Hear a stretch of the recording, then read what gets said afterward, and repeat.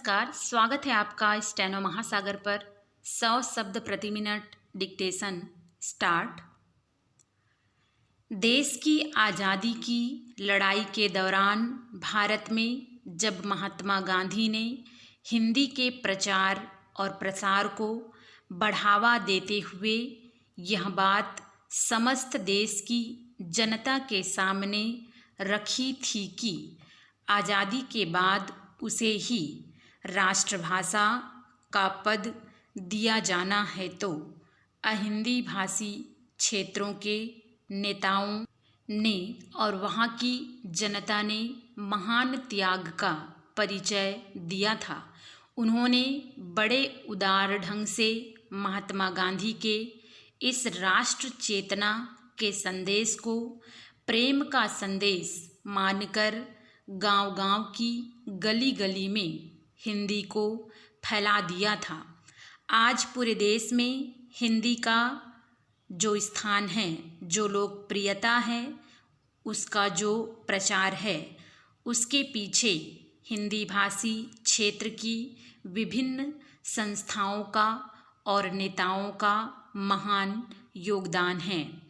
आज़ादी के बाद हिंदी की शब्दावली के निर्माण का कार्य जब हाथ में लिया गया, तब उसमें ऐसे अनेक शब्द अन्य भारतीय भाषाओं के ले लिए गए जो कि वैसे भावों को व्यक्त करने के लिए आवश्यक थे और हिंदी में नहीं थे।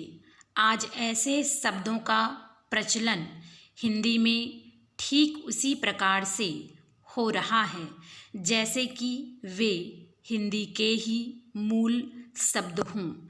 अन्य भारतीय भाषाओं में भी आज हिंदी की शब्दावली का काफ़ी मात्रा में प्रयोग किया जाने लगा है।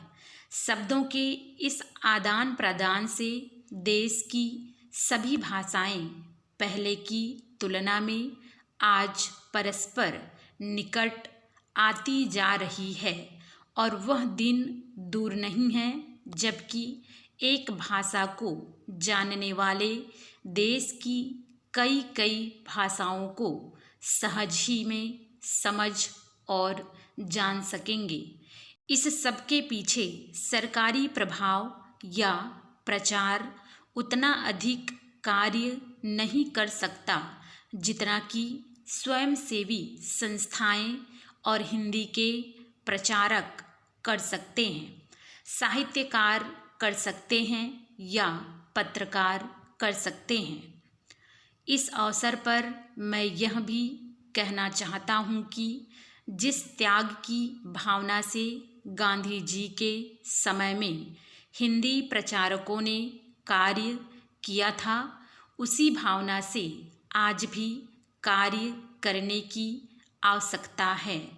जब तक इस कार्य के पीछे अच्छी भावना या अच्छे विचार नहीं होंगे, तब तक इस कार्य में सफलता उतनी मात्रा में नहीं मिल सकेगी जितनी की आवश्यकता है। यदि हिंदी में भी कोई संकुचित भावना इस बीच में आ गई हो तो उसे भी दूर करना होगा। उसमें ऐसी व्यापकता लानी होगी जिसकी आशा हमारे संतों और महात्माओं ने काफ़ी समय पहले की थी। आज हिंदी के माध्यम से जहाँ धर्म, भाषा, संप्रदाय, जाति, प्रांत की सीमाओं को छोड़कर पूरे भारत को एक सूत्र में बांधने की अपेक्षा की जाती है, वहीं उससे यह भी आशा की जाती है कि वह विदेशों में जाकर विश्व के विभिन्न राष्ट्रों में इसी प्रकार से भाईचारे और सांस्कृतिक समन्वय का संदेश दे सकती है।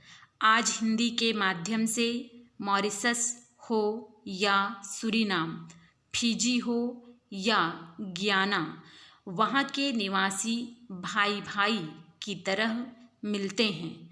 कुछ दिन पूर्व मॉरिशस में जाने पर मुझे एक दिन ऐसा अवसर मिला था कि मैं वहाँ एक भाई के घर गया था।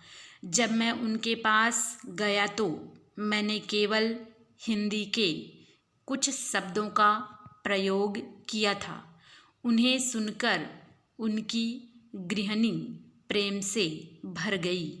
स्टॉप।